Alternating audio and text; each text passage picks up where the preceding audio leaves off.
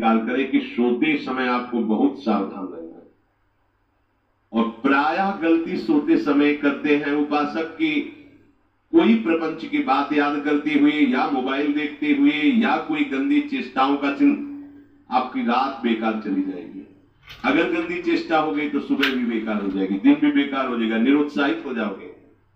सोते समय आपको समय नहीं देना व्यर्थ चिंतन का। उसी समय विषय चिंतन होता है, उसी समय विषय भोग की आकांक्षा जागृत होती, उसी समय विषय देखने की इच्छा होती। मोबाइल है तो जिस समय आप अपनी शैया पर जाए स्विच ऑफ कर दें।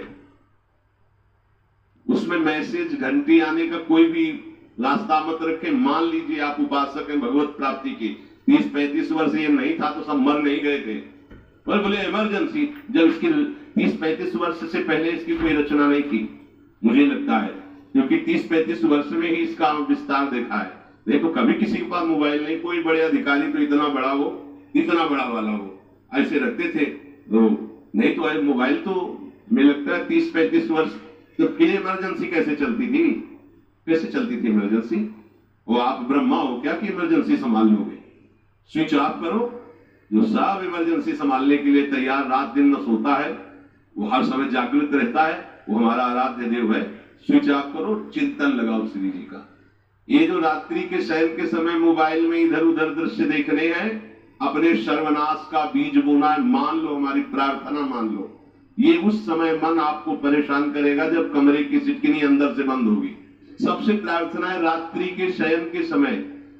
तो बोले फिर ठीक है 10 बजे तक देख लेंगे मोबाइल, इसके बाद शयन के समय भजन कर लेंगे, होगा ही नहीं।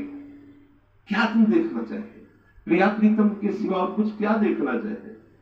वो तो सुभग सुंदरी सहज श्रृंगार, सहज शोभा सर्वांग प्रति सहज रूप वृषभानुनंदिनी।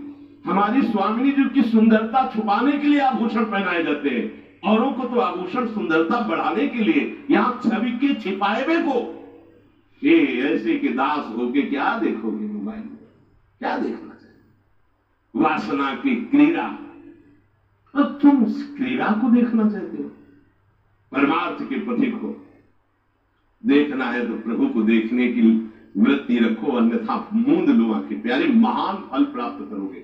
सबसे प्रार्थना है एकांत में मोबाइल रूपी दुश्मन से बचो, क्योंकि जब आप गंदी बात कहीं देखोगे तो आपके अंदर वैसे ही चिंतन बनेगा, वैसे ही लगेगा मैं भी ऐसा करूं, मैं भी ऐसा भोगूं, मैं भी ऐसा देखूं। मान लीजिए आप, जब हमारे शास्त्र कहते हैं कि पशु पक्षियों के मैथुन को भी नहीं देखना है, अगर ऐसा एक बार दृष्टि पड़े तो मानसिक प्रणाम करके दोबारा दृष्टि ना देना। वो आप मोबाइल में ऐसी चेष्टाएं देखोगे, कैसे आप भगवत भजन करोगे? कैसे भगवत प्राप्ति का उद्देश्य रख पाओगे? ये कलयुग की बहुत महीन चाल है, उसके बिना काम नहीं चलेगा और हम तुम्हें काम से युक्त कर देंगे।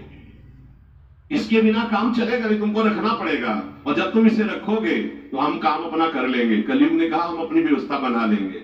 यहां कह रहे जब आप नींद में जा रहे हैं तो बिल्कुल मानो मृत्यु शैया पे जा रहे हैं, आपको उस समय नाम जप में बहुत ध्यान देना है, कहीं मन बहक न जाए। तो क्या होगा, 5-6 घंटे जो आप लेटोगे ना, वो भी भजन हो जाए।